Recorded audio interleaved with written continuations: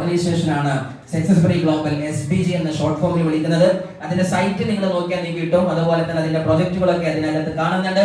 അവരെന്താണ് നിങ്ങളോട് പറയുന്നത് എന്ന് മാത്രം പറഞ്ഞാൽ നമ്മുടെ ക്ലാസ് കഴിഞ്ഞു. Okay, so success break global പ്രധാനമായും നിങ്ങളെ മുന്നോട്ട് വെക്കുന്ന ഒരു വലിയ സത്യമാണ് ഒന്നാമത്തെ ക്യാഷ് ഫ്ലോ കോഡ് ഉണ്ടാക്കുന്ന ESBI. ഇത് ലോകത്തിന് മുമ്പിൽ ചർച്ചിതമായ സബ്ജക്റ്റ് ആണ്. നമ്മുടെ ഗ്രേറ്റ് എന്താ പറയാ ഇക്കണോമിക്കൽ സയന്റിസ്റ്റ് ആകുന്ന ഗ്രേറ്റ് നമ്മളുടെ റോബർട്ട് കിയോസാക്കിയെ പോലെയുള്ള ആളുകൾ മുന്നോട്ട് വെച്ചിരിക്കുന്ന തത്വജ്ഞാനമാണ് ക്യാഷ് ഫ്ലോ ക്വാഡ്രന്റ് എന്ന് പറയുന്ന ഒരു വലിയ തത്വജ്ഞാനം. മനുഷ്യന്മാർക്ക് വരുമാനം ഉണ്ടാക്കാൻ 4 പ്രധാന മാർഗമാണ്. ഈ 4 രൂപത്തിലാണ് നമ്മൾ വരുമാനം ഉണ്ടാക്കുന്നത്. ഫസ്റ്റ് ഓഫ് ഓൾ, ഈ ആരെങ്കിലും എംപ്ലോയി ആയിട്ട് നിങ്ങൾ കണ്ടില്ല, ആരും ചാവി തിരിച്ചു വിടുകയാണ്, അല്ലെങ്കിൽ റാറ്റ് റൈസ് ആണ്, എന്നും കിടന്ന് കറക്കപ്പാച്ചില്ല അല്ലെ. തിങ്കളാഴ്ച 9 മണിക്ക് ഉണരും, എന്നിട്ട് കുളിയും നനയൊക്കെ കഴിഞ്ഞിട്ട് ഒരു ബസ്സിൽ ടിൻ നടന്ന് കയറും. ആ ബസ് ഓഫീസിൽ നിന്ന് ഇറങ്ങും, അവിടെ കയറി അടുത്ത കോളിംഗ് ബെല്ലിൽ ടിൻ അതിൽ കയറി അവിടെ 5 മണിയാകുമ്പോൾ വീണ്ടും ബസ്സിൽ കയറും, ടിൻ എന്ന് വന്നു. ചൊവ്വാഴ്ച വീണ്ടും അതേമാതിരി 9 മണിക്ക് വീണ്ടും കുളി നനയും. ആണോ അല്ലേ? ഇങ്ങനെ തുടങ്ങിയിട്ട് 20 കൊല്ലായി. ആണോ അല്ലേ? ചിലപ്പോ 30 കൊല്ലായി.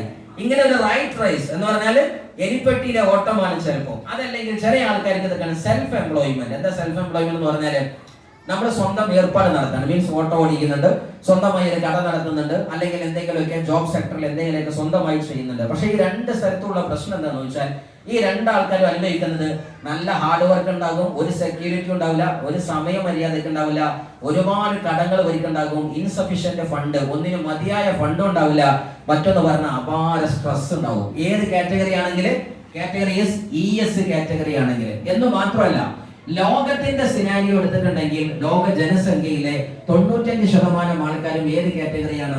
ES കാറ്റഗറിയാണ്. എന്താണ് ES എന്ന് പറഞ്ഞാൽ?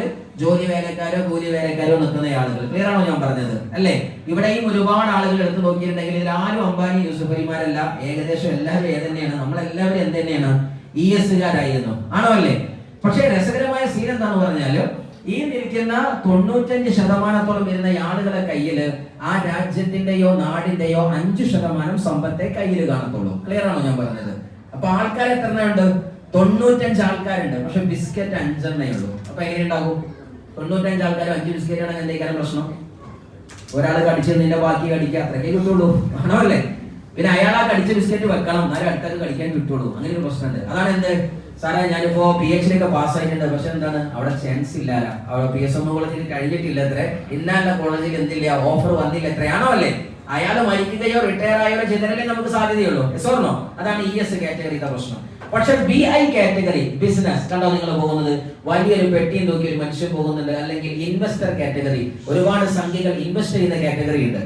ഇവിടെ ഇത് സംഭവിക്കുന്നത് എന്താന്ന് വെച്ചാൽ BI കാറ്റഗറി എന്ന് പറഞ്ഞാൽ ആ ആൾക്കാരുടെ സ്വഭാവം എന്ന് പറഞ്ഞാൽ നല്ല ഈസി വർക്ക്, ഒരു സ്റ്റെബിലിറ്റി ഏകദേശം വന്ന് കാണും, സ്പെയർ ടൈം, ഒരുപാട് സമയം കിട്ടി വരുന്നുണ്ടാകും, നോ ഡെബ്റ്റ്സ്, അധിക കടങ്ങൾ കാണുന്നില്ല. കാര്യം എന്താണ്? കടത്തിനേക്കാൾ കൂടുതൽ അസറ്റ് ഉണ്ടായിരിക്കും, കടങ്ങൾ ഉണ്ടായിരിക്കും ബിസിനസ്മാന്. പക്ഷെ എന്താണ്? അതൊന്നും എന്തല്ല, കഷ്ടപ്പാടിന്റെ കടങ്ങളല്ല, അതിനേക്കാൾ വലിയ അസറ്റ് അദ്ദേഹത്തിനുണ്ടായിരിക്കുക. അതല്ലെങ്കിൽ പ്ലന്റി ഓഫ് മണി, ഒരുപാട് സംഖ്യ, എന്ത് കാട്ടുമെന്ന് അറിയാത്തത്. പക്ഷേ ഒരുപാട് ഫ്രീഡം അവർക്ക് ഉണ്ടാകും, സമയ സ്വാതന്ത്ര്യം, സംഖ്യാ സ്വാതന്ത്ര്യം. അവർ എന്തും ഏത് വാങ്ങാനും അവർക്ക് പ്രയാസം കാണില്ല. അതിലൊക്കെ അപ്പുറത്തേക്ക് അവർക്ക് ടൈം ഫ്രീഡം ഉണ്ടായിരിക്കും. ഏത് വിരുന്ന് പോകാനാവട്ടെ, ഏത് സ്ഥലത്ത് പറക്കാനാവട്ടെ, സ്വന്തം വിമാനം എടുത്ത് പോകാൻ വരെ യൂസുഫലി പണ്ട് എന്താ പറയാ റമദാനിന്റെ അവസാനത്തെ 10 വന്ന സമയത്ത് ഇനി അങ്ങോട്ട് ഹറമിൽ എന്ന് പറഞ്ഞപ്പോൾ സ്വന്തം വണ്ടി എടുത്ത് പോകാൻ പറ്റി. ആണോ അല്ലേ? നമുക്ക് എങ്ങനെ വിമാനത്തിൽ നോക്കണില്ല, ആദ്യം സംഖ്യ നോക്കണം, പിന്നെ സമയം നോക്കണം, പിന്നെ തൊക്കപ്പാടെ പോയി വന്നാൽ കുടുംബം പട്ടിണിയാവുമെന്ന് വേറെ നോക്കണം. ആണോ അല്ലേ? അപ്പൊ സ്വാഭാവികമായിട്ടും ഫ്രീഡം തന്നെ വസ്തുവില്ല. പക്ഷെ ഇവരൊക്കെ ഉണ്ടാക്കുന്ന ഇൻകത്തിന്റെ പേരാണ് പാസീവ് ഇൻകം എന്ന് പറയുന്നത്. പാസീവ് എന്ന് പറഞ്ഞാൽ നമ്മൾ നേരിട്ട് ഇൻവോൾവ് ചെയ്യുന്നില്ല, പക്ഷെ എന്താണ്, നമ്മുടെ സിസ്റ്റം എന്ത് ചെയ്യുന്നുണ്ട്? ഇൻവോൾവ് ചെയ്യപ്പെടുന്നുണ്ട്. അങ്ങനെ വരുന്ന സമയത്ത് മെയിൻലി ഇവിടെ ഒരു കഥ കൂടി പറഞ്ഞ് നമ്മൾ സ്ലൈഡ് മാറ്റുന്നു. 5% ആളുകളെ ഇന്ന് രാജ്യത്ത് എന്തുള്ളൂ? BI കാറ്റഗറിയിൽ ഉള്ളൂ. പക്ഷെ എന്താണ്? ആ 5% ആൾക്കാരേക്കാണ് 95%ഓളം ഇന്ത്യയുടെ രാജ്യത്തിന്റെ കോണ്ടിനെന്റിന്റെ സ്റ്റേറ്റിന്റെ സംഖ്യ. ക്ലിയർ ആണോ ഞാൻ പറഞ്ഞത്? സോ നമുക്ക് ഏത് കാറ്റഗറിയിൽ നിൽക്കണതാണ് നല്ലത്? ES ലാണോ BI ലാണോ? ഏത് കാറ്റഗറിയാണ് നല്ലത്? BI കാറ്റഗറിയാണ് അല്ലെ? ബിസിനസ്മാൻ ആവണം എന്നാണ് താല്പര്യം. ആണോ അല്ലേ? ഇത് ബിസിനസ്സുകാരായാലേ ലൈഫിന് അങ്ങനത്തെ ഒരു സെക്യൂരിറ്റി വരുമെങ്കിൽ നമുക്ക് മുമ്പിൽ ഒരു ചോദ്യമുണ്ട്, ബിസിനസ് ഞാൻ ഏതെടുക്കും? മലയാളിയുടെ ഒരു ശരാശരി പ്രശ്നം എന്ന് പറഞ്ഞാൽ ഈ ഫോട്ടോയിൽ കാണിച്ചതാണ്. ഗേറ്റിനകത്താണ്, ജയിലിനകത്താണ്, നമുക്കൊരു ബ്രെഡ് കൊണ്ട് ഇവിടെ ഒരു ചാവി